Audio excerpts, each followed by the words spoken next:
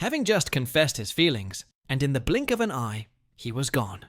How could Liam possibly accept that? All he could do was drown himself in alcohol to numb the pain. After seeing his colleagues off, he trudged alone along the empty streets, and suddenly, every emotion inside him shattered. He collapsed on the roadside, unable to hold back the tears that poured uncontrollably. In the darkness, Titus watched everything, his heart aching as if it were being torn apart. He told himself that once this period was over, everything would be fine.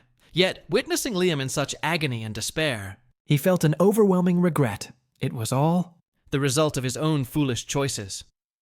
Why had he been so greedy, hoping that Liam would remember him? He once thought that leaving behind those memories would at least preserve a little sweetness for him. But he was wrong. All he left behind was pain. So in the next moment, he appeared before Liam. This was the last thing he could do for him. At this point, he was too weak to erase all memories. He only needed Liam to forget. But before he could act, a sudden, excruciating pain struck, and he could not resist. His body immediately reverted to its true form, a 3-meter-long serpent. Liam was horrified to see the lover he thought dead come back to life, and right before his eyes, transform into a gigantic snake. Yet within him, there was not a trace of fear. On the contrary, he embraced the massive body and struggled to drag him home. Perhaps because his mind was still fixated on the thought of erasing memories, the outcome was unexpected. He failed to erase Liam's memory, and instead, he himself lost all recollection. He slowly woke up, startling the tattooed neighbor next door, who jumped in fright. The man had clearly been gossiping about them just moments before. He whispered to Henry, "Hey, if people found out about their relationship like that, wouldn't it be embarrassing? I even heard noises coming from the next room. Can't believe Liam looks so obedient, but is actually so intense." Henry, speechless, replied, "Isn't it more embarrassing that you were eavesdropping?" Just as he finished speaking, he caught sight of Titus opening his eyes. The tattooed neighbor's face went pale, and he hurriedly hid behind Henry. Henry understood from the reaction. Titus had truly recovered. But why? Hadn't Liam woken up yet? The foolish serpent finally recalled the full chain of cause and effect. Everything had been his fault. He was the one who had brought Liam to this state. He bent over, carefully cradling the still unconscious Liam in his arms. Before lifting his gaze, his eyes were now as cold as ice, fixed on the two standing before him. The tattooed neighbor trembled in fear, feeling as if he would be bitten to death any second. He hastily pulled Henry behind him for protection. Normally, a wild beast would strike the weakest first. Yet this surprised Henry. This serpent still retained a fragment of reason. It wasn't completely out of control. Still, the pressure emanating from Titus was overwhelming, his face radiating lethal intent. His voice, hoarse and low, each word deliberate. "What have you done to Liam? What was your ultimate purpose?" Henry, feeling accused, grew angry. "Purpose? I had no purpose at all. I was merely curious." Why his fate was so twisted? If it were anyone else, they might have thought he was bound by some demon. But you... Well done. You turned someone else's destiny into a complete mess. The oppressive pressure grew heavier. The tattooed neighbor swallowed hard, mumbling in fear. "Boss." "He's getting scarier by the moment." Henry, losing patience, barked coldly. "What? Planning to dump the blame on us? You had the chance to become a god, yet because of a fleeting desire, you caused all this chaos. And now you're angry at me, a chance countless people would kill for, and you couldn't even value it. If I were in your shoes, the moment I met him again in this life, I would have ended it immediately, never allowing an innocent to be dragged into this spiral of suffering." The tattooed neighbor's hair stood on end. What? Even he's scary. Wait, his eyes. Why are they glowing yellow? Before he could focus further, Henry closed his eyes and turned to Titus, who was silently holding Liam.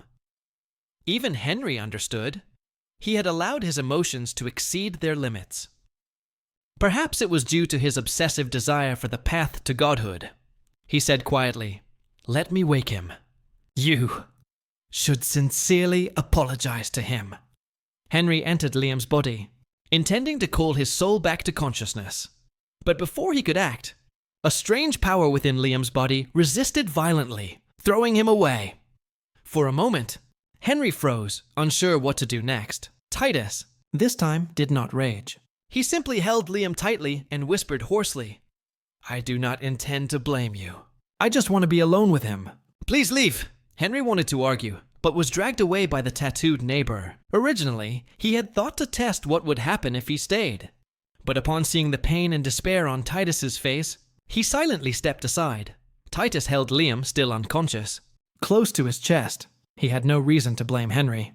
All of this had been caused by himself. The only thing he wished for now was for Liam to awaken soon. There were too many words left unsaid. Even if, upon waking, Liam blamed him for his greed, for choosing the worst path despite knowing he could not bear the responsibility, it would be fine.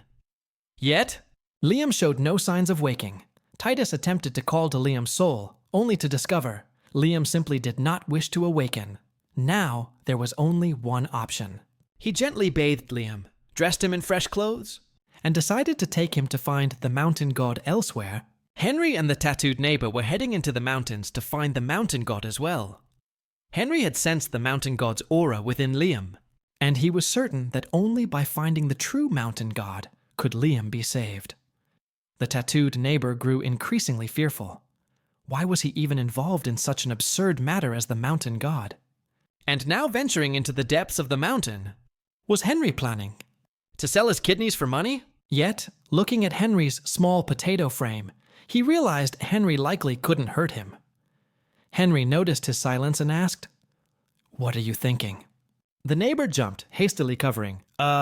You said the mountain god is in Liam's body, so why do we have to go into the mountains to find him?" Henry patiently explained, "The mountain god cannot leave its mountain. What exists in Liam's body is only a fragment of its power, meant to protect him. To truly save Liam, we must find the mountain god itself." The two quickly delved deeper into the mountains. At first, they walked side by side, but at some point, the neighbor turned around. Henry was nowhere to be seen. He panicked, calling out in all directions, until he heard a voice. "This way, this way." He looked around in confusion but saw no one. Yet the voice did not frighten him. It urged him forward. Following the sound, he discovered a hidden stream with a few stacked stones. The voice seemed to come from there. Just then, Henry appeared, spotting him and scolding, "It's dark! Are you running around?" Then Henry's gaze fell on the stone pile. He smiled faintly, letting out a quiet sigh. Indeed, rare luck. Just a little lost, and here we are. The neighbor blinked in surprise. "What? That cold pile of stones is the mountain god? But it's so small. How do we enter?" Henry only smiled slightly, signaling him to turn his back, saying, "Don't look back." Before the neighbor could comprehend, when he turned, Henry had vanished behind him. He froze. Henry was not an ordinary man, alone. Deep in the dark mountains, he shivered, quietly moaning, "God, why leave me all alone? I'm terrified." At this point, the mountain god was very weak. When Henry explained the situation, the mountain god initially denied leaving any of his power within Liam, insisting that outside the mountain, he could not fully grasp other life forms. Henry, nearly losing his temper, shouted, "I can sense your aura in his mind! Look at how you've twisted his human brain!" "And you still deny it?" The mountain god stared at Henry, pondering for a long while before speaking. "I no longer remember giving that child power. Moreover, which human could truly wield such abilities? I only gave the serpent a fraction of my strength. After it retreated into the depths of the cave, a stream of light appeared in the child's home. I do not know its significance, but I had the feeling they would meet again. I guessed that things would not end so easily. Fearing the serpent could not endure the endless years, I granted it a little strength. If you truly wish to help, you must bring them before me." Henry hesitated. Every additional word seemed to risk angering the serpent into attacking him. How could he possibly bring them there safely? Then the mountain god suddenly interrupted, "They have already ascended the mountain. Shall go see." Meanwhile, deep within Liam's consciousness, he was lost in self-reproach. He thought, the one he loved was not human, but a serpent. He had lost the chance to become a god, and had taken punishments he should never have borne. He had just tried to give Liam a chance at rebirth, yet Liam dragged him further into the abyss and blamed himself for all the mistakes. To that person, he was like a curse. He ought to have vanished like smoke. Suddenly, a voice spoke. "Your past life would not have thought that way." Liam opened his eyes in surprise. It was the mountain god. The mountain god descended beside his head, anger radiating. "Where did you learn such a vile thought? If you wish my help, do not speak such words." Liam, still dazed, asked, "Why do you want to help me?" The mountain god answered sincerely, "In your past life, you were a kind child. You often made pastries with your sister as offerings to me. Those small things, warmed by heart and care, were delicious to me. I noticed you long ago. When the serpent chose you, I was furious with it. Yet to reunite with someone who has passed is uncertain. There must have been circumstances I do not understand. Therefore, I wanted to see what compelled the serpent to seek you out again." Immediately, a door appeared before Liam. Opening it would reveal the reason, but at that moment, Liam's consciousness was abruptly pulled elsewhere. The mountain god nearly went mad with anger. "What is that foolish serpent doing?" Henry, seeing the mountain god pause, hurriedly urged him on. After using his divine power to inspect the foolish serpent's state, the mountain. God returned to the cave, creating a deep pool of water with his strength. Henry was bewildered. "Digging a water pit? Planning to drown yourself?" The mountain god shook his head. "If you wish to drown, any random pool will do. This place is no ordinary pool." At the same time, Titus held Liam tightly, slowly descending to the bottom of the water. At dawn, Liam stirred, opening his eyes slightly. He looked around, familiar, yet strange. It was as if he had just experienced a very long dream. His mind shrouded in mist, stepping out of the bedroom. He saw Titus busily preparing breakfast. Why are we here?" Titus gently stroked his head.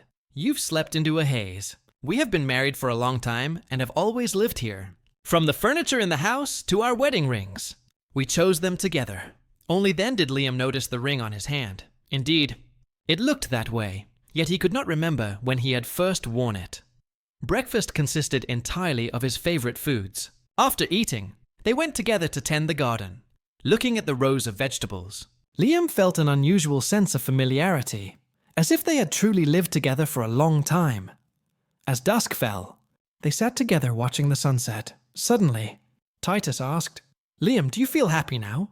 Liam looked at the face of the one he loved, his heart overflowing with happiness. The next morning, Liam woke early, wanting to prepare a loving breakfast for Titus. But when he opened the fridge, he discovered the cherry tomatoes they had picked yesterday were gone. Did the chief eat them all? No matter, I can pick some more. Yet, strangely, searching the garden revealed none. At that moment, he noticed something glittering in a bowl, holding it up to the light. He remembered. It was the gift he had given Titus in his childhood. Memories rushed back. He entered the room, sitting beside Titus. "We need to talk. You brought this here, right?" "I remember clearly. It's a gift I gave you as a child." "I remember many other things, too. Back then, you hardly ever slept. Never lay beside me like this. We never chose rings together, never married. So, the fact that we live here is not real." The serpent knew it could not bring true happiness to that person, so the only thing it could do was weave him a beautiful dream. Yet in the end, it did not want to leave that dream itself. Meanwhile, Liam was probing, slowly discerning the illusions within the dream, while Titus feigned sleep to avoid facing the painful reality. "Now you remember everything," Liam said. "In reality, we desperately wanted to be together, but countless obstacles lay before us. To achieve happiness, we would have had to overcome them step by step. Yet now, we can't resolve anything. We can't keep hiding forever. So open your eyes and look closely." Titus slowly opened his eyes, but all he wanted was for Liam to remain in that place forever. Liam looked around, astonished. Everything here is a lie. Can I really live happily here for a long time? Reality may be full of unfulfilled desires, but I don't see it that way. Titus thought, happiness truly exists here. Don't you see it? If Liam did not think that way, he could no longer connect their wills, and would sink forever in this dream. I know I cannot give you true happiness, but I want to offer you all my heart and love, he said. sorrow deep within. Seeing this, Liam felt a chilling sadness. And what about your happiness? How long do you plan to maintain this illusion? My unfortunate fate is not your fault. You've already endured so much torment to save me and allow me to be reborn. Now you even want to sacrifice yourself for me. But Titus believed everything was his fault. Because he had intervened so deeply in Liam's life, he had worsened misfortunes that were already present and dragged everyone around into suffering. Thus, he thought of a way to separate Liam from reality, turning him into an entity no one could find, so those he loved would no longer suffer. That was the limit he believed he could reach. Liam asked sharply, "Is that really the limit?" Titus fell silent. "I cannot become a dragon, nor fully belong to humans. My powers have limits." Suddenly, Liam interrupted, gentle but resolute. "You do everything for me, but you won't even try to change our fate together. You bear the pain alone and declare this is the limit before we even begin. Are you going to keep hiding forever?" At that moment, the illusory stream in the dream surged, Titus's will stirring. He hesitated, afraid that the consequences would fall upon Liam and everyone around him. Liam smiled softly. Even car accidents or a sick mother eventually pass safely. Even the intruder caught while breaking in led to meeting a kind neighbor. Not everything is purely misfortune. Chief, there's still so much you don't know. Let's figure it out together. If you worry about making the wrong choice, I won't resent you. How could I ever resent you? Titus choked up. And if I choose wrongly, will you hate me? Liam's eyes overflowed with love. How could I ever hate you, Chief? Then let's go home. Finally, a man and a serpent escaped the illusion. For the first time, after remembering both their past and current lives, they truly faced each other in reality. Before they could even get close, someone rushed into the cave. Looking back, they saw the tattooed man and Henry, with the old mountain god perched atop the tattooed man's head. Seeing the mountain god, Liam was overjoyed. "Mountain god! You were the one helping me?" The old mountain god waved dismissively. "I actually did nothing. The serpent had simply exhausted too much energy, so I came to check." "It seems you two have already overcome this trial yourselves. At first, I intended to find the answer in your consciousness, but with your current state, you wouldn't have endured and would have fainted. I only opened a door in your mind. You can enter it any time to discover the cause. Now rest first. With him right by your side, nothing will happen in the short term. If you need help, come to me." Having spoken, Liam and Titus returned home together. Titus transformed into a caring boyfriend, attending to Liam meticulously, almost like a child, making Liam blush slightly. Titus just smiled. "Didn't you care for me like this before? Back then, I didn't even know how to speak, and you took care of everything yourself." Hearing this, Liam remembered. "You used to be so irritable. Are you better now?" Titus gently reassured him. "After my memories restored, my body recovered a lot. Otherwise, I couldn't have created the stream in the cave that day. Honestly, I was so anxious, thinking I might die at any moment, so I considered leaving to let you live a normal life." Hearing this, Liam suddenly remembered. "Oh no. I haven't taken any days off and haven't gone to work these past few days." He hurriedly called the chief. Fortunately, the other side said they had already helped request leave for him. But Liam did not notice the murderous glint in Titus's eyes when he heard, "New chief." Titus immediately pulled Liam close, jealousy chilling his voice. "The new chief? Wasn't he that white serpent who came to the house before?" No matter how Liam explained, it didn't help. Then he suddenly realized he was jealous. Determined, he decided to prove his feelings through actions. Meanwhile, Henry lingered outside their home, still feeling indebted and wanting to apologize. Just as he reached to ring the doorbell, the tattooed man blocked him. Seeing Henry's frustration, the tattooed man hurriedly explained, "In my experience, they absolutely do not want to be disturbed right now." With that, he pulled Henry away to eat snacks at his place. But after just a few steps, the tall figure suddenly vanished, leaving only a small golden, shimmering stream in the tattooed man's hands. Finally, the serpent and the human engaged in a full-scale battle while fully conscious. Unlike the previous life, when Titus had relied vaguely on instinct, or this life, when one of them was always amnesiac, every state of Titus was now fully triggered. Just thinking about it was enough to imagine how fierce the battle had been. As for the process, everyone could only picture it in their minds. The battle lasted for 2 days. Liam, having to go to work, reluctantly dragged himself out of bed.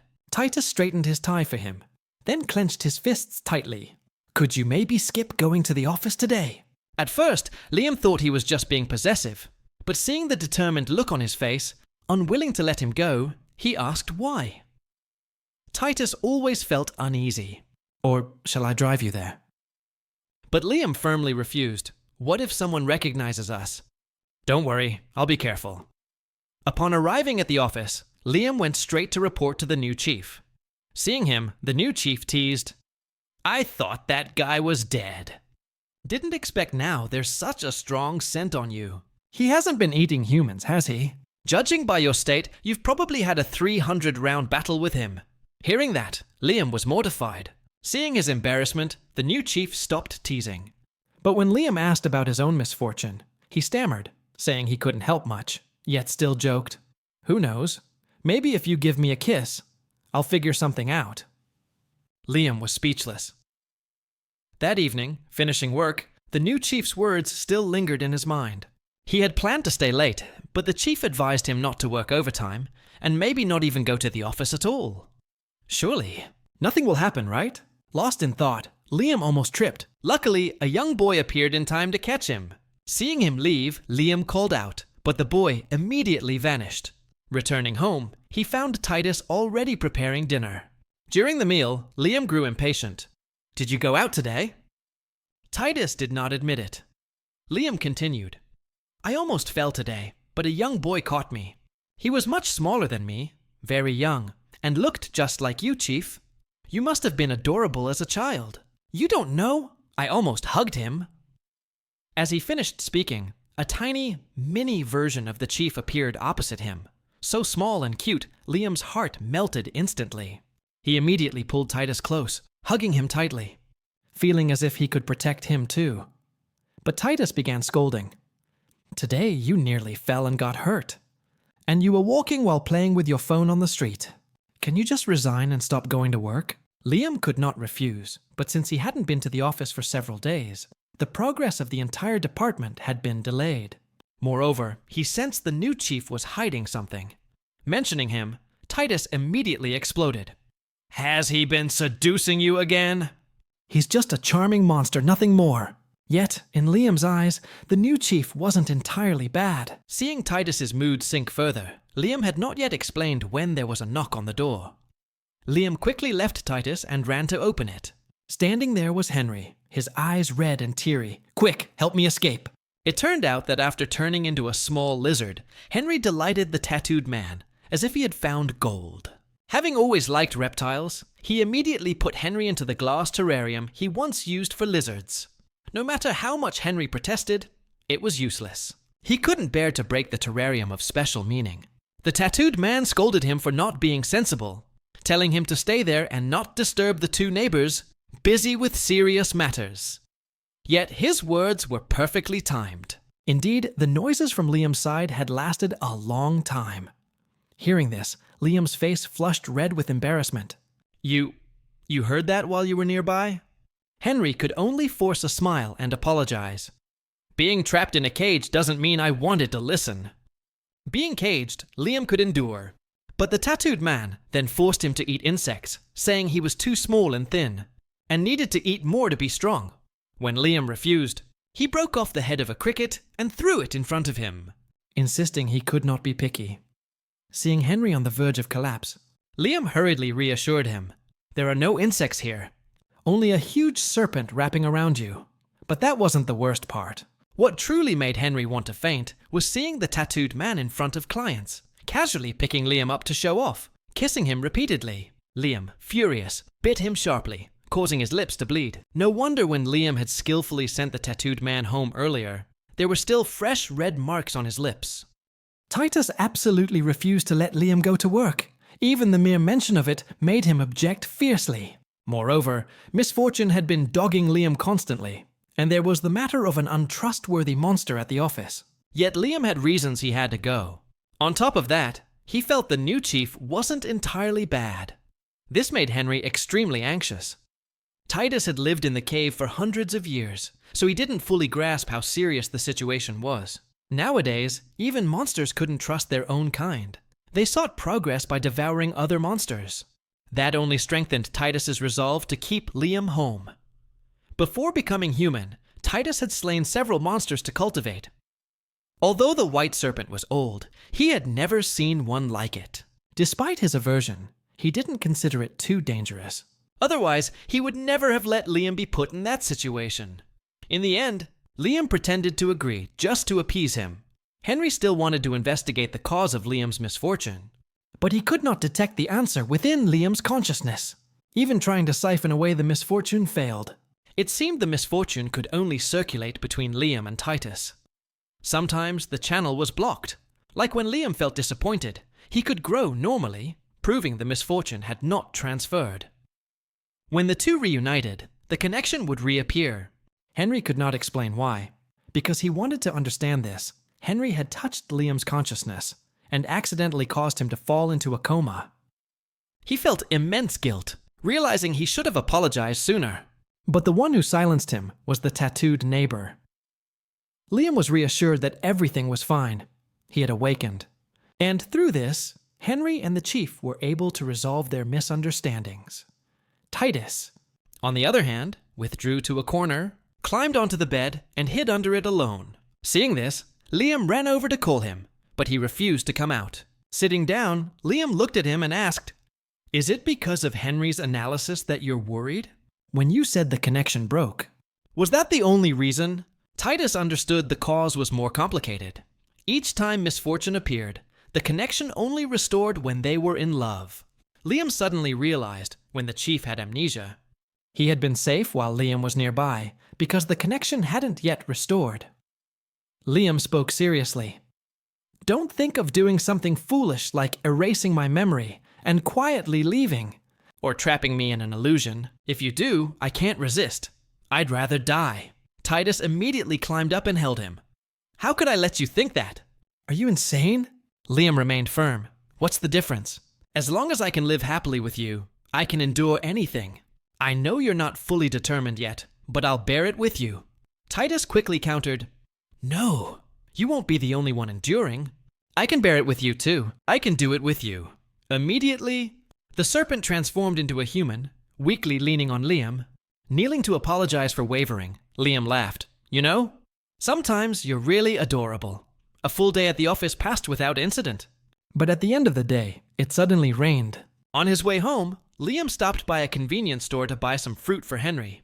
This morning, Henry had complained about the tattooed man, not only forbidding him to eat fruit, but also forcing him to drink some powdery protein that almost made him vomit. After buying the fruit, Liam called Titus to say he was almost home. He looked around but didn't see him. Could it be that he wasn't following him today? Perhaps he was just hidden under the umbrella. Liam smiled, softly calling, "Where are you? Come on, let's share the umbrella and go home together." At that moment, a piercing sound rang out. He turned and saw a car hurtling straight at him. In a split second, Henry leapt from his pocket, using all his strength to shove Liam aside. Boom! The car was flung, almost crushed beyond recognition. Right in front of it, Titus appeared, using his body to block the collision. Liam was frozen, a surge of fear flooding him, not for himself, but fearing Titus would overthink and blame himself. Henry frantically asked, "Are you okay?" Liam shook his head, stood, and walked to Titus, holding his hand tightly, gently reassuring him. "I'm fine. Don't worry." Then he hugged him. "Really? I'm okay." Only when they reached home did Titus speak, casually saying, "Go wash your face. Get ready for dinner." Even Henry sensed the unusually tense atmosphere, discreetly signaling Liam to be careful. Liam knew he had to clarify things tonight, so he took Henry home without keeping him any longer. Night fell, and the two got into bed, but Titus remained silent. Liam grew increasingly uneasy. Late at night, Titus finally spoke. "From tomorrow, when you go to work, ride with me." Hearing this, Liam breathed a sigh of relief and nodded with a smile. "Aren't you going to sleep now? Then I'll sleep first." The next morning, Titus was still in the same spot as last night, silently taking Liam to the office. Throughout the ride, Liam's heart raced, anxious that anyone might recognize the chief's identity. Upon arrival, he tried to subtly question the new chief, but got nothing. Titus, after delivering Liam to the office, immediately made continuous calls, ordering preparations to be completed that very day. Before Liam left work, everything had to be arranged, so that from now on, he would no longer have the chance to step away from him. The incident from the other day had left a lasting impression, so that evening, they didn't take the usual route home. Titus took Liam straight to his old apartment. Liam initially thought Titus had come to fetch something, but seeing a pile of household items at the door made him suspicious. Then he saw the chief arranging everything as if he planned to stay for a long time. When Liam tried to help, Titus coldly refused. Sitting on the sofa and noticing his phone had died, Liam asked, "Is there a charger here?" Titus walked over, glanced around, and suddenly snapped the charging cable in half. He even acted nonchalant. "Well, that's completely broken now." Liam froze at the action, a thought flashing through his mind. "Am I being imprisoned?" Titus nodded as if admitting it, then pouted, asking what Liam wanted to eat. Flustered and unsure how to respond, Liam held up his hands. "Okay, I'll cook." As Titus went to prepare dinner, Liam followed closely. He wrapped his arms around him from behind and whispered, "So, are we really going to live here from now on? No going to work, no contact with anyone, just eating whatever you cook for the rest of our lives." Titus immediately objected. "Not the rest of our lives." That night, when he saw Titus enter the room again, Liam asked, "Are you planning to watch me sleep all night too? Afraid I might try to run away?" Even with the door now upgraded to a dual lock, Titus still wasn't at ease. He nodded, his expression tense. Liam sat up and leaned closer. Then, "Should I be tied up properly to be safe?" Titus growled, "If you want, I will. So don't provoke me." Hearing this, Liam laughed. "If that would calm your anxiety, I don't mind. But if we stay home like this forever, what about all the other problems?" Titus said he would handle them himself. Liam immediately cut him off. "And if you go alone, what if there's a fire, an earthquake, or I slip on the stairs?" Titus didn't want to hear such scenarios. "Stop. Am I the only one worrying? I know it's foolish, but I still want to do it. Because when you look at me, your eyes are filled with fear. You're scared. What truly terrifies me is that fear itself, understand?" Liam nodded earnestly. "I understand. I also get scared when I see you panic. It's like feeling what you feel. So all I can tell you is that I'm okay. I can't hold you and cry, saying I'm frightened." At first, he had always suppressed this, though he wanted to express it. Titus scowled. "If you're so anxious and scared, why go to work?" Liam innocently replied, "I was just planning to ask for leave. But you didn't talk to me, so I didn't know how to explain. I've always lived in false hope, luckily never facing real danger or almost dying. Yet I didn't expect to hurt the person I love. I wasn't careful. I'm sorry." Seeing Liam's remorse, Titus blamed himself as well. "I'm sorry too." For avoiding the conversation, wanting to lock you in, and constantly watching over you while you sleep. Liam smiled. "That really is a bit scary." Titus immediately corrected himself. "Tonight, I'll obediently lie beside you." Liam still refused. "So here's the deal. I'm trapped in the house now, and starting tomorrow, no work. You just lie still, do nothing at all, right?" Titus, unaware of who the real monster was, immediately pinned Liam down. Even in his sight, Liam still made him uneasy. "I might as well eat you up, then wherever we go. We can never be separated." At that very moment, Liam's playful hands were bound by Titus. Today, he was determined to teach this bold human a lesson, so he would understand the consequences of not obeying. Nothing was more important than harmony between them. If it wasn't enough yet, it could only mean that their harmony hadn't reached its full potential. The next day, Liam truly couldn't get out of bed. His entire back felt numb, as if all sensation had vanished. Titus brought a hot towel to care for him. "Do you want me to massage you some more?" Liam hurriedly declined, not wanting to discuss it any further. No, this is already very good." Seeing this, Titus teased, "Don't worry, I won't eat you." Liam immediately shot back. "But just now, You did eat me. Titus was startled, then laughed reassuringly. That was my fault? I won't do it again. Feeling his condition improving, Liam said, I just saw the door in my dream. That was the door the mountain spirit left in my mind. When I opened it, I saw myself from my past life. It felt like he had something to tell me, but I couldn't get close. I think I should go find the mountain spirit and ask some things, but first, I want to rest a bit. Titus didn't want to keep him confined either. Then rest for a while before we go. 2 days later, they prepared to set out. Looking at the new clothes on himself, Liam realized that Titus knew him better than he knew himself. He wouldn't have chosen items that fit as perfectly as Titus had. Hearing this, Titus puffed up with pride. With me here, you don't need to worry about anything. As soon as they entered the mountains, Titus held Liam's hand tightly, making him tense. Nothing will happen in the mountains, right? Besides, I think the mountain spirit will protect us, Titus sighed. Even if no one has ever died in these mountains, you shouldn't worry so much. But Liam, you almost had an accident here.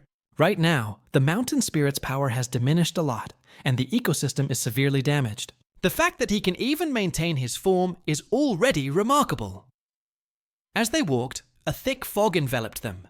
Liam felt something unusual compared to normal fog and began to worry. Where do we find the mountain spirit? What if he's dead? Titus comforted him with a warm tone. We're going to the cave from last time. He's only sleeping. Suddenly, Titus realized something and quickly turned back, only to find that Liam's footprints had disappeared. Panic surged, and every bad premonition filled his mind. Could he have fallen off a cliff? Could there have been a landslide? Where exactly is Liam? Titus didn't know how to describe his feelings. Even though he had a sense that the mountains were dangerous, he couldn't detect any sign of immediate danger. It wasn't the mountain spirit, and it wasn't any other monster. So who had taken Liam, and why? Meanwhile, Liam was lost in the dense fog, completely bewildered. After walking for a while, the guide in front suddenly disappeared. He looked at the hand Titus had just held, struggling to believe what he was seeing. In the fog, he felt like a headless fly, running in circles and calling out. But no one appeared. Finally, he sank helplessly under a tree, unable to understand why the fog made it impossible to navigate. Perhaps he could only wait for Titus to find him. Suddenly, he remembered the backpack Titus had prepared and hurriedly opened it, only to find a human head inside. Panicked, he threw the backpack away. Then, a person stood before him, looking embarrassed. Liam thought he was hallucinating, closed his eyes to take a breath, and opened them.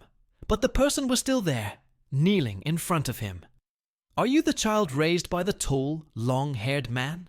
Liam finally looked closely and realized he shouldn't call this a monster, since he had seen it in Titus's memories. The monster, however, was steeped in grief.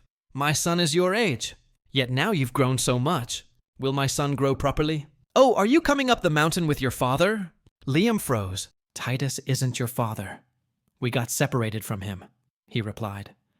Hearing this, the monster warned, Don't run around. This place is full of monsters. The powers that once oppressed us are now weakened. Even I can move freely. The entire mountain is dangerous now, definitely because the mountain spirit is weakening, Liam reassured the monster. Don't worry, I won't run around. I'll wait for Titus to come save me. He picked up the backpack and took out a blanket, intending to rest a bit. Before long, Liam began to doze off. Seeing this, the monster kept urging, You can't sleep! Wake up, don't sleep!